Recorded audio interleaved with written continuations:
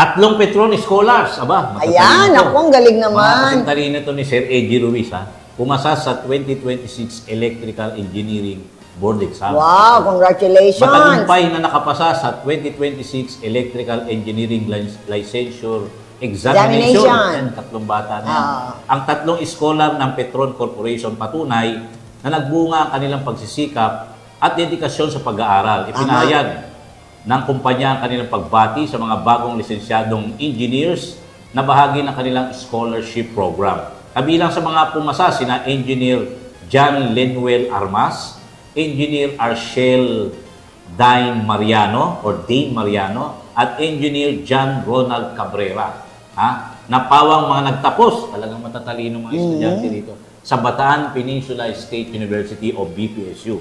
Ayon sa ulat, ang kanilang tagumpay ay sumasalamin sa patuloy na pakikipagtulungan ng akademya at pribadong sektor sa paghubog ng mga profesional sa larangan ng engineering. Ang Petron Engineering Scholarship Program ay nagbibigay ng tulong pinansyal, mentorship at pagsasanay sa mga karapat-dapat na estudyante. Pinipili tayo. Ano yung term mo? Cream of the crop. At lalo na yung mga nangangailangan.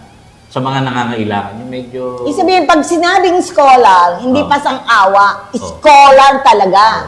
Ang grades talaga makikita mo, matataas.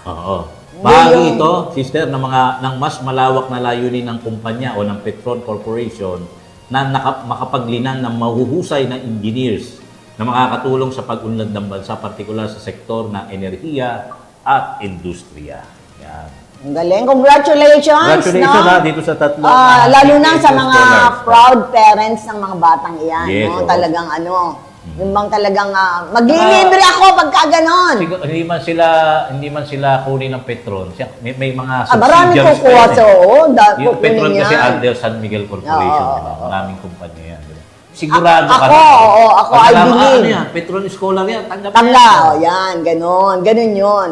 At saka pag, siguro mag-agree sa atin si Sir A.G. Ruiz na pag sinabing scholar, marunong. Yes, Marunong. Hindi yung kunya-kunyaring scholar. Parang ano yan, pag Seni Soriano, hindi napipila yan. Halika na. Pamantasan ang Luzon ng Maynila yan. Ganon. Dahil pagkapapasok ka doon, papasok ka sa butas ng karayom. Ako naman, PUP. Di ba? Yan, ha? Ilang kami ng-exam nun, 25 yata kami sa school namin. Sa Cainta Rizal. Parang 5 lang kami pumasaw, 4. Galing. Talagang... Biro mo kami, ha? Kaya ako, scholar din ako ng bayan. Ito, payabangan na ito, ha? Okay.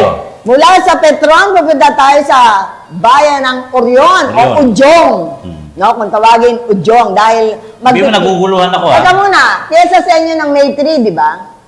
Sa ano yun? Sa Hermosa, sa bayan? Sa Hermosa. Kasi baka pumunta kay Kuya Mike, hindi pyesa sa kanila. January 30 ang... Hindi kami naghahanda. Dahil yung January 30, kapapasko lang eh. Ang ganda, no? Pero kung talagang nilagay ko sa kalendaryo ko, walang pyesta sa Binabati tayo ni Ate Lai. Hi, Lai! Hello, Good morning hello. to both of you. Yan. Maraming pyesa ngayon, di ba? Sa linggo, pyesa ng Hermosa. Sa bayan ng Hermosa, sa may munisipyo. Pyesa rin sa barangay namin, pero walang handaan. Pareho tayo din naghahanda, no? At pyesa rin sa Sabado, sa barangay Saysain, Bagak, Bataan. Dapat At meron tayong imbitasyon sa Bagak, ha? Eric, makakalimutan mo, ha? 14? 14. Yeah. At eto na ang masayang magaganap sa bayan ng Orion sa kanilang kapistahan.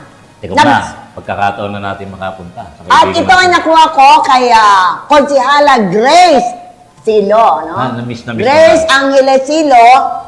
Palagi ko makikita na natin siya ngayon. Sa dami ng activities na ito, tiyak makikita ka na namin ngayon. Wala nakawala si Konsihala Grace, no? Good morning kay Konsihala Jesselton Manaid, di ba? Yes, yung ating kaibigan. Mm-hmm. Kay Konsihal Gloria at sabi pang mga masisipag na konsihal ng Bayan ng Orion under the leadership of Mayor Tony Pep Raimundo and Vice Mayor Rex Foster na nagdiwang ng kanyang kaarawan itong nakaraang buwan. Yan, no?